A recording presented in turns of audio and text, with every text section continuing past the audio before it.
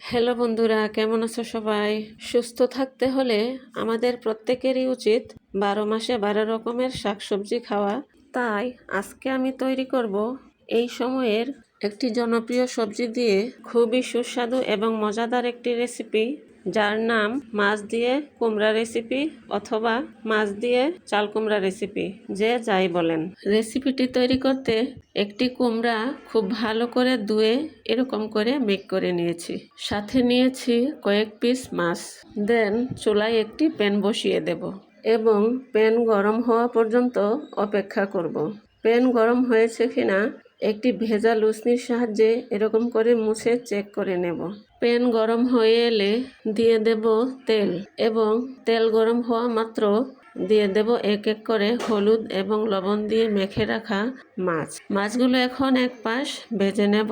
এক পাশ ভেজে নেওয়া হয়ে গেলে অপর পাশ উল্টে দিয়ে ভেজে নেব।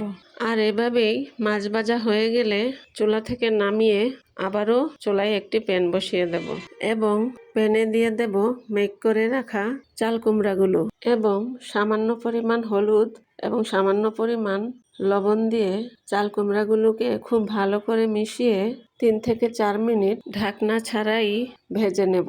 3-4 মিনিট ভেজে নেওয়ার পর কুমড়া থেকে কিছুটা পানি ছেড়েছে, তাই পানি শুকানো পর্যন্ত কুমড়াগুলোকে কিছুক্ষণ পর পর এভাবে নেড়ে নেড়ে ভেজে নেব। এ পর্যায়ে কুমড়া থেকে পানি শুকিয়ে যখন কুমড়াগুলো ভাজা ভাজা হয়ে যাবে তখনই বুঝতে হবে কুমড়াগুলো ভাজা হয়ে গেছে। তাই চুলা থেকে নামিয়ে আবারও একটি প্যান বসিয়ে দেব এবং দিয়ে দেব পরিমাণ মতো তেল। সাথে দেব কুচি করে রাখা পেঁয়াজ কুচি। পেঁয়াজগুলি এখন কিছুক্ষণ ভেজে নেব। পেঁয়াজ ভাজা হয়ে গেলে দিয়ে দেব সামান্য পরিমাণ পানি দেওয়ার কারণ হচ্ছে গুঁড়া মশলাগুলো দেওয়ার পর মশলাগুলো যেন পুড়ে না যায়। দেন এক এক করে দিয়ে দেব হাফ চামচ থেকেও কিছু কম হলুদের গুঁড়া, হাফ চামচ জিরার গুঁড়া, হাফ চামচ ধনিয়ার গুঁড়া এবং হাফ চামচ থেকে একটু বেশি মরিচের গুঁড়া এবং পরিমাণ মতো লবণ। একটা কথা বলে রাখি, চাল কুমড়ার তরকারিতে মশলার পরিমাণ বেশি দিতে হয় না, বিশেষ করে হলুদ এবং মরিচ। দেন সবগুলো মশলা খুব ভালো করে মিশিয়ে কিছুক্ষণের জন্য কষিয়ে নেব। মশলাগুলো কিছুক্ষণ কষানোর পর মশলার উপর যখনই তেল উঠে আসবে তখনই বুঝতে হবে মশলা কষানো হয়ে গেছে। এ পর্যায়ে দিয়ে দেব গরম পানি দেওয়ার পর মশলা এবং পানি খুব ভালো করে মিশিয়ে দিয়ে দেব ভেজে রাখা মাছ এবং চাল কুমড়ার মধ্যে। দেন আরও কিছু পানি অ্যাড করে খুব ভালো করে সবকিছু মিশিয়ে একটি ঢাকনা দিয়ে ঢেকে 5 মিনিট ধরে কুক করে নেব।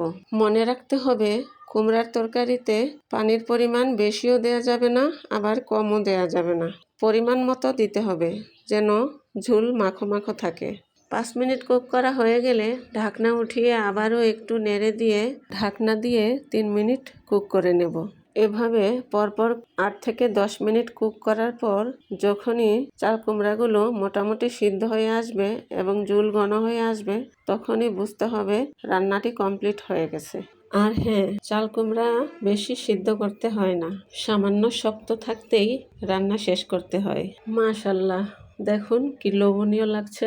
এরকম মৌসুমী সবজির চমৎকার রেসিপি জানতে হলে কেউ যদি ভিডিওটি ফেসবুক থেকে দেখে থাকো তাহলে একটি লাইক দিয়ে পেজটিকে ফলো দিয়ে রাখবে। আর কেউ যদি ইউটিউব থেকে দেখে থাকো তাহলে আমার চ্যানেলটিকে সাবস্ক্রাইব করে পাশে থাকা বেল আইকনটি ক্লিক করে রাখবে। আজ এ পর্যন্তই, দেখা হবে আবার অন্য কোনো মজাদার রেসিপির সাথে। সে পর্যন্ত ভালো থেকো সবাই। আল্লাহ হাফেজ।